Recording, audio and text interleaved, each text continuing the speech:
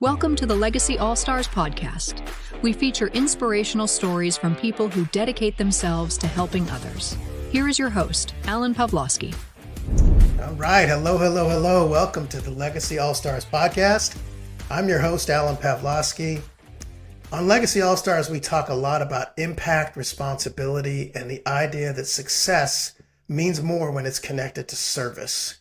Today's conversation sits right at the intersection of business and technology and one of the most tragic human crises of our time. Noel Thomas is the founder of Darkwatch, a cybersecurity company built to protect businesses from real-world data threats, digital threats, etc. But behind the technology is a deeper calling, using entrepreneurship as a tool to expose, disrupt, and ultimately help prevent human trafficking, which is a cause that is near and dear to my heart. I've always tried to work with people that are focused on putting an end to that tragedy. This episode isn't just about systems and security, it's about people. It's about awareness. It's about what happens when leaders choose not to look away, but instead to lean in and take responsibility. Welcome to the show, Noel. Good to see you. Thanks for having me on today. Yeah, my pleasure. Let's jump right in. Take us back. What was your professional journey before founding Darkwatch?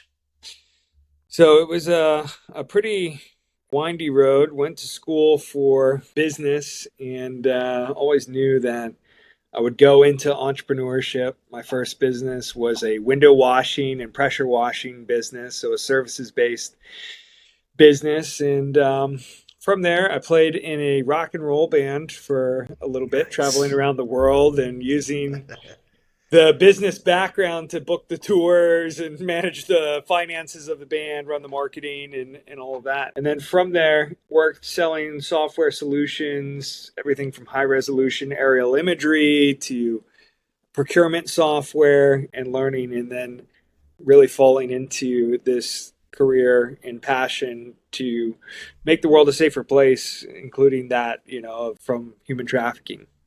Yeah. Was there a moment or experience that personally connected you to the issue of human trafficking? So for me, I say it started as a child. Our family was walking in this indoor market, and my sister was 4 years old at the time. My dad is walking, he gets bumped by this lady, and when he looks down, he sees that my 4-year-old sister is gone. So thankfully, he trusts his instincts, runs towards the exit of this building, and a man we didn't know was walking out the door with my sister.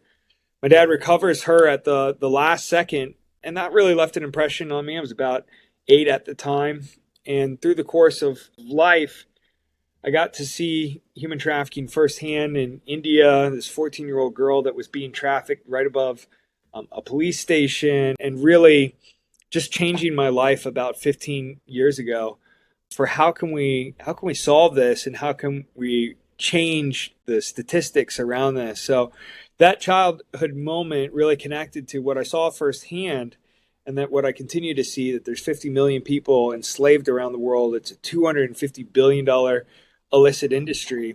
And unless we drive innovation at scale, and I believe through entrepreneurship and real world solutions where we're providing value, I don't think that we're going to see that statistic turn. And so that's the goal of what we're looking to do with Darkwatch. Yeah, that's great. When did you first realize the link between cybercrime, business infrastructure, and trafficking networks?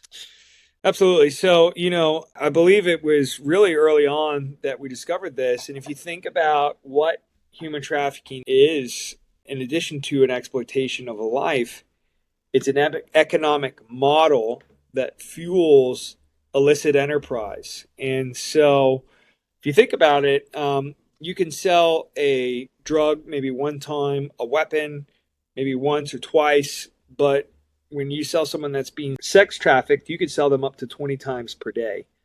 So it's incredibly lucrative for organizations to engage in human trafficking. We're seeing human trafficking surpass a lot of other illegal crimes because how much economics are behind it. And when you realize that this is a crime that contains a lot of business and economics and infrastructure around it, it's how do we start to bring solutions to address human trafficking in the logistics chain? And that could be everything from a hotel to a bank account to an airline, right, where human trafficking is touching those businesses, and those businesses are maybe unknowingly supporting human trafficking occurring in their brand. And that's really where we want to be helpful as brands, to identify where these risks are and to recognize it as a crime of economics on top of a crime of exploitation, and then give them the proper defense to fight back against it. What are some of the most common misconceptions people have about what trafficking looks like? I think it was the same for me, as I always thought that human trafficking occurs somewhere else. I never would have guessed that it occurs in our backyard, a mile from a school or a place of worship or our business, right? It's oftentimes in every type of socioeconomic background, from highly affluent to poverty, right? And that's, I think, the biggest shocker is when we show this on a map, these human trafficking hotspots, when people realize, hey, this is really close to my home or somewhere that I care about. I think that's one of the biggest misconceptions, is that it's someone else's problem. This really is a problem for all of us. I think the near adjacent one is every business believes that they would never have a problem with human trafficking. So, and that's been particularly true in the hospitality space. Until recently, there's been all these cases and litigation and reputation loss that's occurred. And I think it's been extremely eye-opening for these industries to see, hey, we can be affected by human trafficking too. Why is it so difficult to detect and disrupt compared with other crimes? I believe that this is a very hard to detect crime because a lot of the brands that we've worked with prior to working with us didn't know what they were looking for.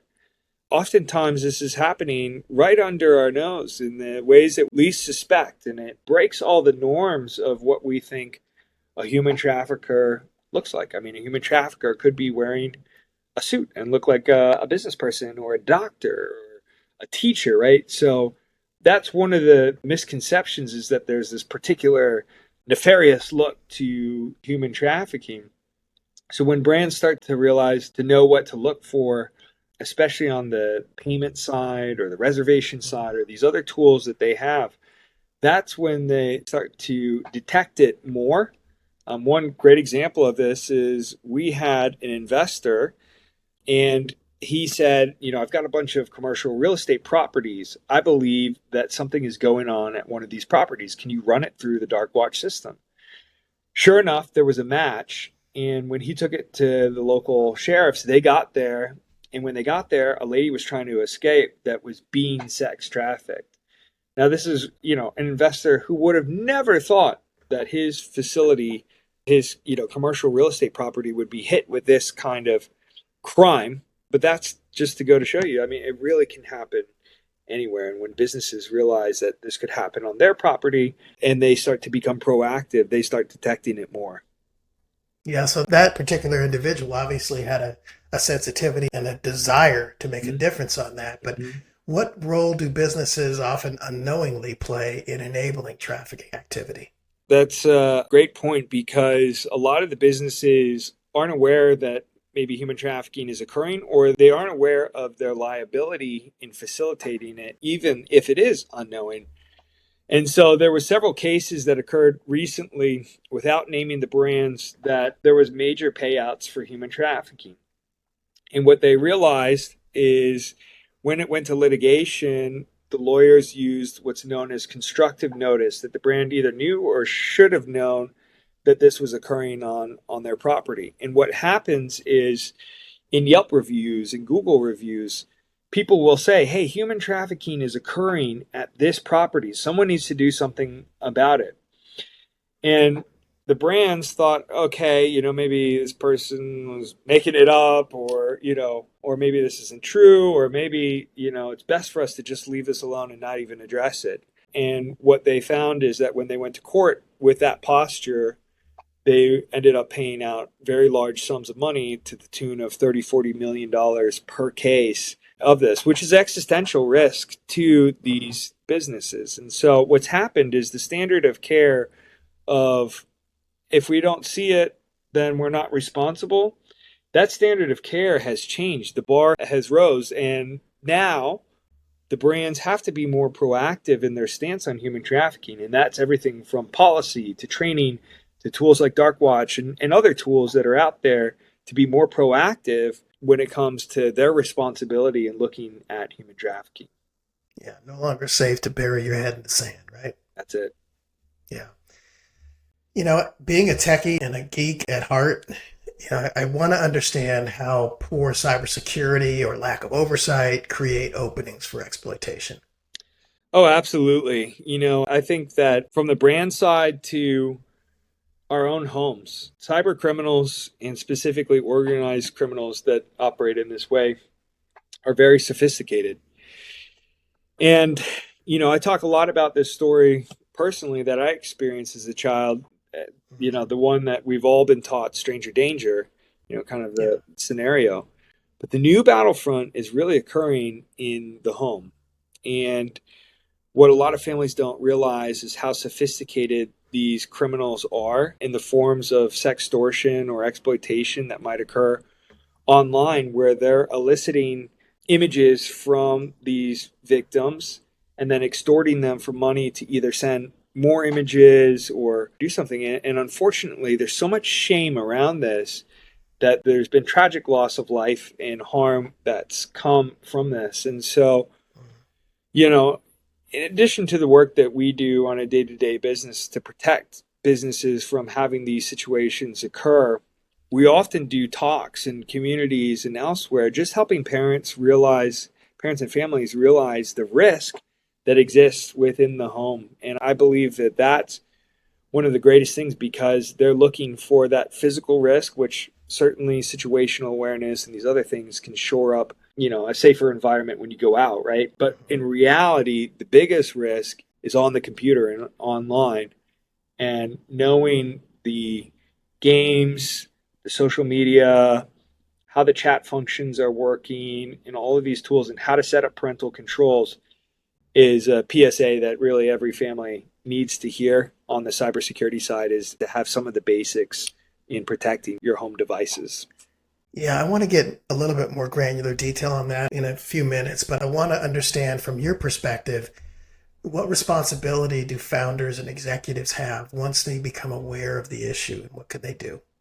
Certainly. I believe on a couple different fronts that entrepreneurs, founders, it's almost a calling, if you will, in life. And you're bringing vision and things into fruition that may have never existed before, and certainly the business hasn't existed before. And so I believe that there is a need for more founders to step up, to bring their creativity, to not just solve the next software solution, although maybe great, is that to make real lasting historical impact on mankind. How do we solve the hard problems like human trafficking and clean water and these other issues that there's a world being impacted? And how do we use the wheels of capitalism and entrepreneurship to drive value in there and sustain it? I think that that's one of the ways that founders, when they see a problem, especially a big challenge, is how can we provide value and how can we turn this into a business where actual value is being provided and we could sustain this effort for over 100 years. On the other side, where brands become aware that they are liable for human trafficking, whether it be hospitality or banks or trucking logistics or even retail, all of these businesses have what I believe the duty to train the workforce to understand these risks, how to spot these risks and how to respond, and then to get as proactive as possible with technology. And with the recent legislation and regulation around this, as you said before, the business can no longer put its head in the sand. And you're seeing that the businesses that roll out training and roll out policy and strategy are the ones that are faring that, forbid it to happen, that they have one of these events. They're doing everything according to the standard of care and above to get ahead of it. They fare so much differently than the brands that just throw up their hands and say, hey, that's not our problem. And I believe that that's a real shift in what we're seeing in the marketplace of how we're going to tackle and address issues like this. Yeah, look, going back to my personal geekiness and my desire to understand technology and tools, tell me more about what Darkwatch does to help provide information and or tools to help businesses prevent trafficking. Yeah, so it's really easy. We use a privacy first solution that does a check when you're going to set a booking to a hotel or check into a hotel.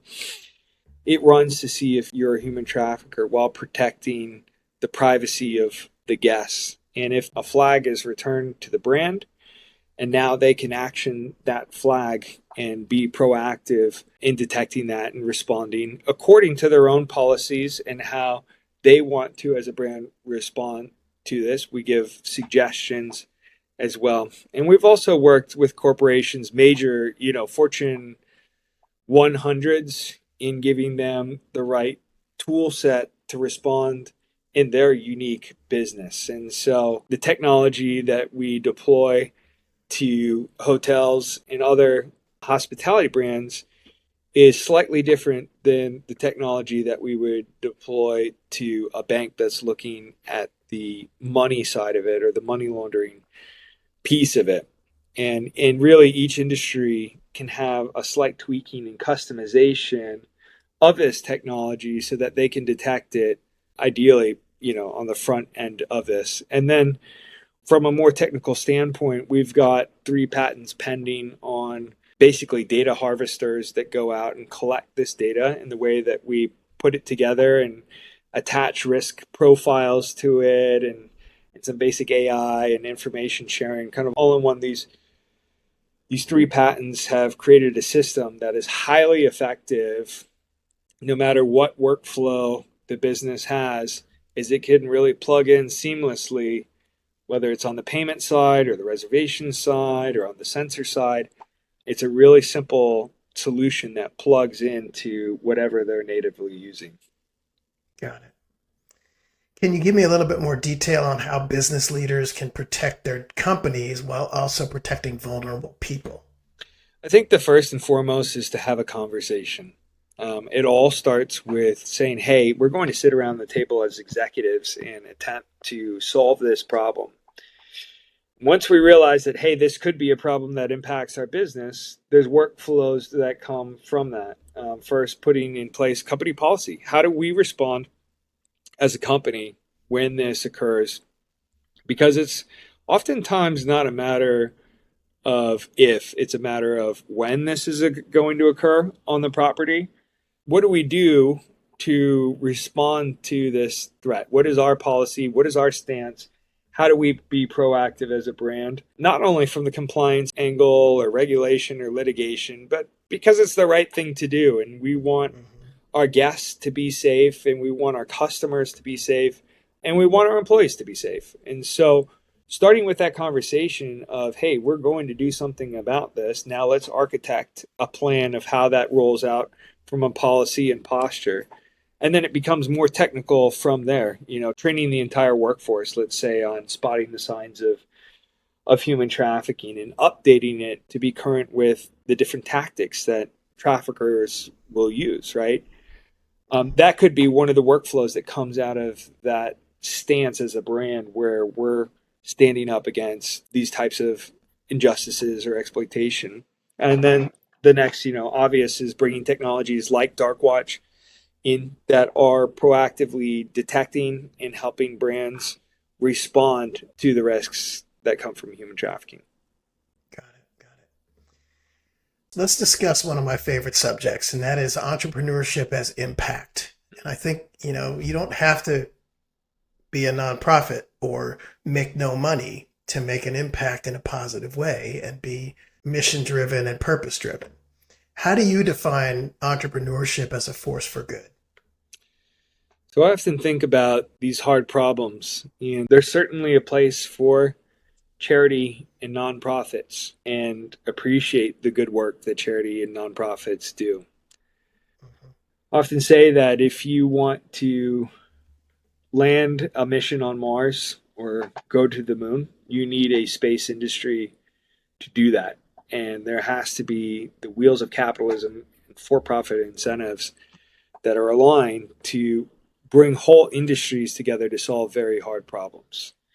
And so when I think about the hardest problems that we're facing, whether that be human trafficking or solving water scarcity or any of these challenges, this is what an entrepreneur and a founder is made for, right? Is to this calling to solve these hard problems and bring solutions forward. And I believe that there's the misconception that you have to only be a nonprofit or a charity to solve these. And I'd argue that there are these dual impact companies that can both make a lasting impact on society while making a profit and even being wildly profitable in the process. And I believe that profit and aligned economic incentives are so important because that's how you keep the founding idea going for generations. And so when you talk about entrepreneurship as impact, those two things can coexist, and I believe should coexist, and that there should be more founders that are stepping up, whether it be human trafficking and it's a new solution that solves part of it. These problems are so big that there's plenty of room for companies to create solutions that fight these types of issues. And so that would be my encouragement to anyone that maybe is listening to this podcast, is bring out the best of your creativity and grit and passion to make a difference. And you can do that in a for-profit way. Yeah. Can you give me an example of what it looks like when profit and purpose are truly aligned? So I believe with the model that Dark Watch we've created an incentive for the brand to protect their reputation, to raise their standard of care, to protect their guests and employees.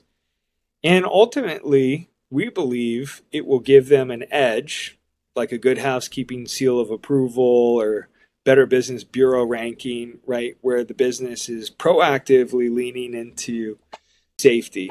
And so that's a very important thing that impacts the bottom line of the brand. And in exchange for that value that we create, there's profit on our company's side that's incurred for bringing that value to the brand. So that's probably the best example that I have, just because that's the example that we're working, is how do we bring a lot of value to the bottom line and ROI of the brands and do this as a business. Yeah. How can small and mid-sized businesses make a difference without feeling overwhelmed or paralyzed? Oh, I think that's a great thought. And one of the things that we've found working with our partners, who could be small to medium businesses or brands or even resellers and partners in that way, integrators, is that they find just by working adjacent to our mission, which is making the world safer, human trafficking being a part of it, and these other threats and bad actors that are woven in there, but just being adjacent to the mission gives their workforce purpose to say, hey, instead of just bringing, let's say, payments, we've heard this from payments companies, instead of just bringing a payment solution forward, we now can be actively involved in making the world a better place just by partnering and just by bringing your technology and integrating it in. And what I've seen with workforces that we've trained, or the brands even taking a position that they care about human trafficking for the first time, is they get this renewed excitement from their workforce, where now their workers are excited to come to work, not only to make a profit for them, but because they're helping make the world a better place. And so I think whether it's a small or large business, is bringing purpose to the workforce that's more than just generating profit. It's how can we generate profit and do good? And maybe a low lift is just by partnering with, an organization that is doing X to solve, Y. And that's done really well for our partners that have taken that stance. Yeah. This is what I like to call the legacy section of the show, because that's what this show is all about. If someone feels compelled to act, what's a realistic first step? Really say have the conversation in your workplace. So if you're hearing this and you want to know what to do, where do we get started? Maybe it's not building the next Dark Watch. It's just having a conversation with your executive team or your manager or even your coworkers. Just by making them aware, you're leveling up the organization to have a more proactive stance. So just by using your words in a conversation is a powerful tool. And just kind of rewinding the tape for part of the inspiration here is someone handed me a flyer on human trafficking, and that flyer really opened my eyes and then created this downstream effect. So you never know that conversation that you have, how it's going to inspire the next person, how it's going to unlock the business, how you come up with a new idea. So really having the conversation is the first and probably easiest way that anyone can get involved if they want to fight human trafficking. Yeah. It's an emotionally charged issue, obviously. And my question for you is, when you think about legacy, what do you hope Dark Watch ultimately represents? I hope that Dark Watch lives beyond all of us, more than 100 years, something that is durable. I hope that it inspires other founders that are either listening to this podcast or reading the book that I wrote or whatever it is, that they too can make an impact and have this dual impact in profit connection to their purpose, living that out. I believe that would be a huge success. There's the obvious of the technology itself, saving lives, and I believe it's the people behind the technology, and it's the future founders, the next generations and the generations after, that say, hey, we saw something slightly wrong with the world. We wanted to leave the world in better condition than what we found. And here's our mind share and our craft and our talent and creativity and grit and everything that makes us a founder. Let us channel it into solving this really hard problem. I hope that, thousands or millions of founders and entrepreneurs are inspired to do that in the future. Yeah. Well, we've come to the end of the show. I'm personally grateful for you sharing your thoughts on this. I want to thank you for your courage, your leadership, and your willingness to confront an issue that many people would rather ignore and put their head in the sand about. So thank you again for that, Noel. Really appreciate you being here. I also want to thank you for what you're doing through Dark Watch, which reminds us that business is never neutral. It either contributes to the problem or becomes a part of the solution.